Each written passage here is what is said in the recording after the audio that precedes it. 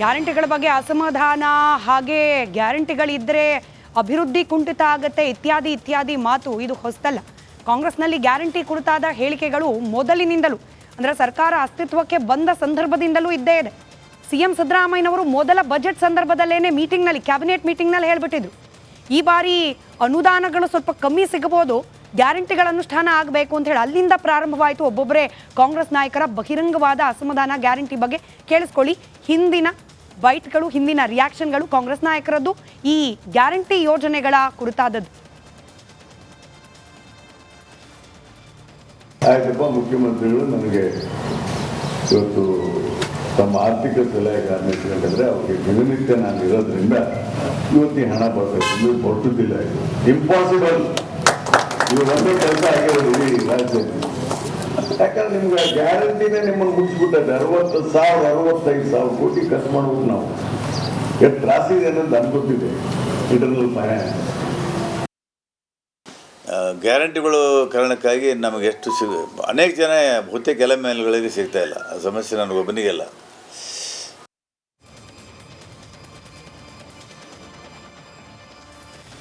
ಹೊರೆ ಆಗ್ತಿದೆ ಅನ್ನೋ ಮಾತಿನಲ್ಲಿ ಒಂದಷ್ಟು ಸತ್ಯ ಕೂಡ ಇದೆ. ಯಾಕೆ ಗ್ಯಾರಂಟಿ ಯಾಕೆ ಹೊರೆ ಆಗ್ತಿದೆ ಅನ್ನೋದ್ರ ಬಗ್ಗೆ ಒಂದಷ್ಟು ಅಂಕಿ ಅಂಶಗಳನ್ನು, ಅದರಲ್ಲೂ ಬಜೆಟ್ ಅಲೋಕೇಶನ್ಗಳನ್ನೇ ಆಧಾರವಾಗಿ ಇಟ್ಕೊಂಡ್ಬಿಟ್ಟು ನಾವು ಅಂದಾಜು ಮಾಡುವ ಪ್ರಯತ್ನವನ್ನು ಮಾಡ್ತಾ ಹೋಗೋಣ. ಅಸಲಿಗೆ ಈ ಗ್ಯಾರಂಟಿಗಳು ಹೊರೆ ಹೌದೋ ಅಲ್ವೋ ಅನ್ನೋ ಪ್ರಶ್ನೆಗೆ ಇದು ಉತ್ತರ ಆಗೋ ಸಾಧ್ಯತೆ.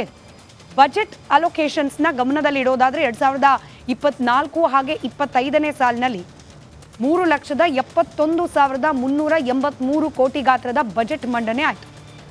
ಎಲ್ಲ ಇಲಾಖೆಗಳಿಗೆ ಒಟ್ಟು 3,07,289 ಕೋಟಿ ರೂಪಾಯಿಯನ್ನು ಮೀಸಲಿಡಲಾಯಿತು. ಪಂಚ ಗ್ಯಾರಂಟಿಗಳ ಅನುಷ್ಠಾನಕ್ಕೆ ಅಂತೇಳಿ 52,000 ಕೋಟಿ ರೂಪಾಯಿಯನ್ನು ಮೀಸಲಿಡ್ತು ಸರ್ಕಾರ. ಇತರೆ ವೆಚ್ಚ ಪ್ರತ್ಯೇಕವಾಗಿ 1,24,593 ಕೋಟಿ ಮೀಸಲಿಡಲಾಯಿತು. ಈ ಇತರೆ ವೆಚ್ಚದಲ್ಲಿ ನೌಕರರಿಗೆ ಸಂಬಳ ಕೊಡೋದು, ವಿಪತ್ತು ನಿರ್ವಹಣೆ, ಸರ್ಕಾರಿ ವೆಚ್ಚ ಇತ್ಯಾದಿ ಇದೆಲ್ಲವೂ ಕೂಡ. ಒಂದು ವರ್ಷಕ್ಕೆ ಒಬ್ಬ ಶಾಸಕರಿಗೆ ವಿಶೇಷ ಅನುದಾನ ಅಂತ ಹೇಳಿ 500 ಕೋಟಿ ಕೊಡಬೇಕು. 224 ಶಾಸಕರಿಗೆ ವಿಶೇಷ ಅನುದಾನ ಅಂದರೆ 1,12,000 ಕೋಟಿ ಖರ್ಚಾಗತ್ತೆ. ಈ ವಿಶೇಷ ಅನುದಾನ ಸಿಗದೆ ಹೋಗಿದ್ದಕ್ಕೇನೆ, ಸರ್ಕಾರದ ಬಳಿಯಲ್ಲಿ ಇದಕ್ಕೆ ಅವಕಾಶಗಳು ಕಡಿಮೆ ಆಗಿದ್ದಕ್ಕೇನೆ ಶಾಸಕರು ಅಸಮಾಧಾನವನ್ನು ವ್ಯಕ್ತಪಡಿಸಲಿಕ್ಕೆ ಶುರು ಮಾಡಿದ್ರು. ಹೋದಲ್ಲಿ ಬಂದಲ್ಲಿ ಪರೋಕ್ಷವಾಗಿ ಗ್ಯಾರಂಟಿಗಳಿಂದ ನಮಗೆ ಅನುದಾನ ಸಿಗ್ತಿಲ್ಲ, ಗ್ಯಾರಂಟಿಯಿಂದ ಅಭಿವೃದ್ಧಿ ಆಗ್ತಾ ಇಲ್ಲ, ಗ್ಯಾರಂಟಿ ಇದ್ರೆ ಜನ ನಮಗೆ ಎಲೆಕ್ಷನಲ್ಲಿ ಅಂದರೆ ಬೈ ಎಲೆಕ್ಷನ್ ಹಾಗೆ ಲೋಕಸಭಾ ಎಲೆಕ್ಷನ್ ಸಂದರ್ಭದಲ್ಲಿ ವೋಟ್ ಹಾಕಲ್ಲ ಅಂತ ಹೇಳಿ ಅಸಮಾಧಾನವನ್ನು ಬಹಿರಂಗವಾಗಿ ವ್ಯಕ್ತಪಡಿಸ್ತಾ ಇದ್ರು. ಇದೀಗ ಅದೇ ದಾರಿಯಲ್ಲಿ ಗೃಹ ಸಚಿವ ಡಾಕ್ಟರ್ ಜಿ ಪರಮೇಶ್ವರ್ ಅವರು ಕೂಡ ಅಸಮಾಧಾನವನ್ನು ಹೊರಹಾಕಿದ್ದಾರೆ. ಕಾಂಗ್ರೆಸ್ ಪಕ್ಷದ ನಾಯಕರೇನೆ ಬಹಿರಂಗವಾಗಿ ಹೇಳಿಕೆಯನ್ನು ನೀಡ್ತಿದ್ದಾರೆ. ಆದರೆ ಬಿಜೆಪಿ ನಾಯಕರು ಏನು ಮಾಡ್ತಿದ್ದಾರೆ, ಗ್ಯಾರಂಟಿ ಹೊರೆ ಆಗ್ತಿದೆ ಅಂದರೂ ಕೂಡ ಮೌನಾಕ್ಷರನಾಗಿದ್ದಾರೆ. ಮಾಧ್ಯಮವಾಗಿ ನಾವು ಹೋಗಿ ಕೇಳಿದ್ರೆ ಏನು ಸರ್ ಹಿಂಗಂದ್ರಲ್ಲ ಡಾಕ್ಟರ್ ಜಿ ಪರಮೇಶ್ವರ್ ಅಂದರೆ ಒಬ್ಬರೋ ಇಬ್ಬರೋ ನಾಯಕರಷ್ಟೇ. ಇನ್ನು ರಾಜ್ಯಾಧ್ಯಕ್ಷರಂತೂ ಇಂಥ ವಿಚಾರದಲ್ಲಿ ಕೇವಲ ಟ್ವಿಟ್ಟರ್ನಲ್ಲಿ ಮಾತ್ರ ಅವರ ಪ್ರತಿಭಟನೆ. ಇವತ್ತು ಬಹುಶಃ ಈ ವಿಚಾರದಲ್ಲಿ ಟ್ವಿಟ್ಟರೂ ಇಲ್ವೇನು. ಚಲವಾದಿ ನಾರಾಯಣ ಸ್ವಾಮಿ ಅವರಿಗೆ ರಿಪಬ್ಲಿಕ್ ಕನ್ನಡ ಸಂಪರ್ಕ ಮಾಡಿದ್ದಕ್ಕೊಂದು ಪ್ರತಿಕ್ರಿಯೆ ನೀಡಿದ್ರು. ಆದರೆ ವಿರೋಧ ಪಕ್ಷವಾಗಿ ಬಿಜೆಪಿ ಯಾವುದೇ ರೀತಿ ಪ್ರತಿಕ್ರಿಯೆಯನ್ನ ಇಂಥ ವಿಚಾರದಲ್ಲಿ ಕೊಡ್ತಿಲ್ಲ. ನಾವು ಮತ್ತೆ ಹೇಳ್ತಿದ್ದೀವಿ, ಗ್ಯಾರಂಟಿಗಳ ವಿರೋಧಿಗಳಲ್ಲ ನಾವು. ಅನುಷ್ಠಾನ ಮಾಡಬೇಕಾದ್ರೆ ವೈಜ್ಞಾನಿಕವಾದ ಒಂದಷ್ಟು ಲೆಕ್ಕಾಚಾರಗಳಿರಬೇಕು. ಈಗಲೂ ಅವಕಾಶ ಇದೆ. ವೈಜ್ಞಾನಿಕವಾಗಿ ಲೆಕ್ಕಾಚಾರ ಹಾಕಿ ಅರ್ಹರಿಗಷ್ಟೇ, ಅರ್ಹ ಫಲಾನುಭವಿಗಳಿಗಷ್ಟೇನೆ ಈ ಗ್ಯಾರಂಟಿ ತಲುಪೋ ಹಾಗೆ ಮಾಡೋದು ಕರ್ತವ್ಯದ ಹೊಣೆ. ಇಲ್ಲದೆ ಹೋದರೆ ಹೀಗೆ ಬಹಿರಂಗ ಹೇಳಿಕೆ ಪ್ರಾರಂಭ ಆಗಿರೋದು ನಾಳೆ ದಿನ ಬಹಿರಂಗವಾಗಿ ಜನರ ಮುಂದೆನೇ ಎಕ್ಸ್ಪೋಸ್ ಆಗೋದ್ರಲ್ಲಿ ಹೆಚ್ಚಿಗೆ ಸಮಯ ಉಳಿದಿಲ್ಲ. ಗ್ಯಾರಂಟಿ ವಿಚಾರದ ಮಾಹಿತಿಗಳಿದಿಷ್ಟು. ಗ್ಯಾರಂಟಿಗಳ ಬಗ್ಗೆ ಅಸಮಾಧಾನ ಹಾಗೆ ಗ್ಯಾರಂಟಿಗಳಿದ್ರೆ ಅಭಿವೃದ್ಧಿ ಕುಂಠಿತ ಆಗುತ್ತೆ ಇತ್ಯಾದಿ ಮಾತು ಇದು ಹೊಸದಲ್ಲ. ಕಾಂಗ್ರೆಸ್ನಲ್ಲಿ ಗ್ಯಾರಂಟಿ ಕುರಿತಾದ ಹೇಳಿಕೆಗಳು ಮೊದಲಿನಿಂದಲೂ ಅಂದರೆ ಸರ್ಕಾರ ಅಸ್ತಿತ್ವಕ್ಕೆ ಬಂದ ಸಂದರ್ಭದಿಂದಲೂ ಇದ್ದೇ ಇದೆ.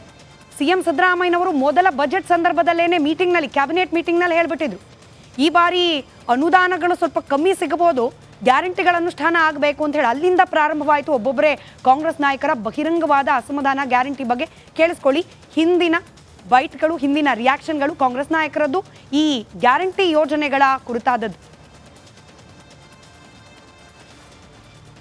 ಆಯ್ತಪ್ಪ, ಮುಖ್ಯಮಂತ್ರಿಗಳು ನನಗೆ ಇವತ್ತು ತಮ್ಮ ಆರ್ಥಿಕ ಸಲಹೆಗಾರನ ಇಟ್ಕೊಂಡಿದ್ರೆ ಅವ್ರಿಗೆ ದಿನನಿತ್ಯ ನಾನು ಇರೋದ್ರಿಂದ ಇವತ್ತು ಈ ಹಣ ಬರ್ತದೆ ಬರ್ತದಿಲ್ಲ. ಇದು ಇಂಪಾಸಿಬಲ್. ಇದು ಒಂದೇ ಕೆಲಸ ಆಗಿರೋದು ಇಡೀ ರಾಜ್ಯದಲ್ಲಿ. ಯಾಕಂದ್ರೆ ನಿಮ್ಗೆ ಗ್ಯಾರಂಟಿನೇ ನಿಮ್ಮನ್ನು ಮುಗಿಸ್ಬಿಟ್ಟದೆ. 60,000 65,000 ಕೋಟಿ ಖರ್ಚು ಮಾಡ್ಬೇಕು ನಾವು. ಎಷ್ಟು ತ್ರಾಸಿದೆ ಅನ್ನೋದು ಅನ್ಕೊತಿದೆ ಇಂಟರ್ನಲ್ ಫೈನಾನ್ಸ್. ಗ್ಯಾರಂಟಿಗಳು ಕಾರಣಕ್ಕಾಗಿ ನಮಗೆ ಎಷ್ಟು ಅನೇಕ ಜನ ಬಹುತೇಕ ಎಲ್ಲ ಮೇಲ್ಗಳಿಗೆ ಸಿಗ್ತಾ ಇಲ್ಲ. ಆ ಸಮಸ್ಯೆ ನನಗೊಬ್ಬನಿಗೆಲ್ಲ.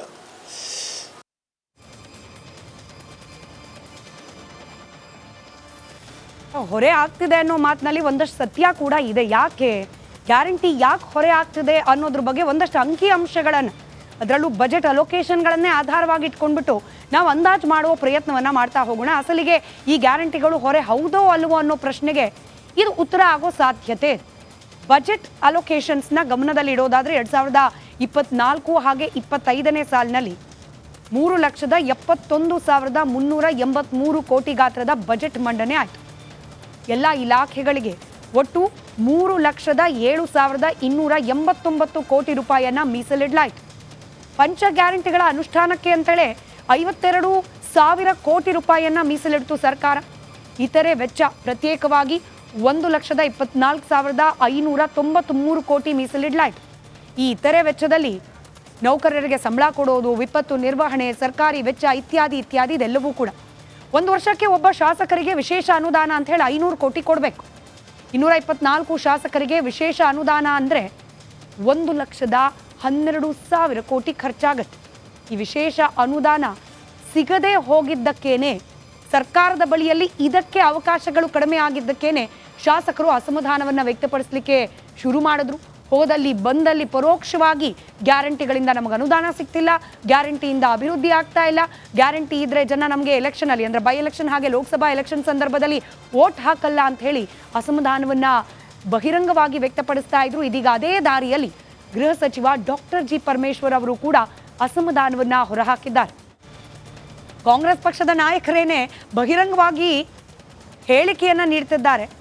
ಆದರೆ ಬಿಜೆಪಿ ನಾಯಕರು ಏನು ಮಾಡ್ತಿದ್ದಾರೆ, ಗ್ಯಾರಂಟಿ ಹೊರೆ ಆಗ್ತಿದೆ ಅಂದರೂ ಕೂಡ ಮೌನಾಕ್ಷರನಾಗಿದ್ದಾರೆ.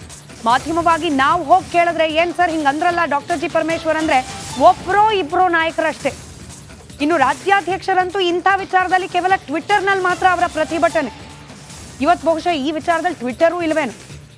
ಚಲವಾದಿ ನಾರಾಯಣ ಸ್ವಾಮಿ ಅವರಿಗೆ ರಿಪಬ್ಲಿಕ್ ಕನ್ನಡ ಸಂಪರ್ಕ ಮಾಡಿದ್ದಕ್ಕೊಂದು ಪ್ರತಿಕ್ರಿಯೆ ನೀಡಿದ್ರು. ಆದರೆ ವಿರೋಧ ಪಕ್ಷವಾಗಿ ಬಿಜೆಪಿ ಯಾವುದೇ ರೀತಿ ಪ್ರತಿಕ್ರಿಯೆಯನ್ನು ಇಂಥ ವಿಚಾರದಲ್ಲಿ ಕೊಡ್ತಿಲ್ಲ. ನಾವು ಮತ್ತೆ ಹೇಳ್ತಿದ್ದೀವಿ, ಗ್ಯಾರಂಟಿಗಳ ವಿರೋಧಿಗಳಲ್ಲ ನಾವು.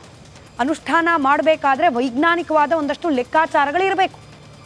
ಈಗಲೂ ಅವಕಾಶ ಇದೆ. ವೈಜ್ಞಾನಿಕವಾಗಿ ಲೆಕ್ಕಾಚಾರ ಹಾಕಿ ಅರ್ಹರಿಗಷ್ಟೇ, ಅರ್ಹ ಫಲಾನುಭವಿಗಳಿಗಷ್ಟೇನೆ ಈ ಗ್ಯಾರಂಟಿ ತಲುಪೋ ಹಾಗೆ ಮಾಡೋದು ಕರ್ತವ್ಯದ ಹೊಣೆ. ಇಲ್ಲದೆ ಹೋದರೆ ಹೀಗೆ ಬಹಿರಂಗ ಹೇಳಿಕೆ ಪ್ರಾರಂಭ ಆಗಿರೋದು ನಾಳೆ ದಿನ ಬಹಿರಂಗವಾಗಿ ಜನರ ಮುಂದೆನೇ ಎಕ್ಸ್ಪೋಸ್ ಆಗೋದ್ರಲ್ಲಿ ಹೆಚ್ಚಿಗೆ ಸಮಯ ಉಳಿದಿಲ್ಲ.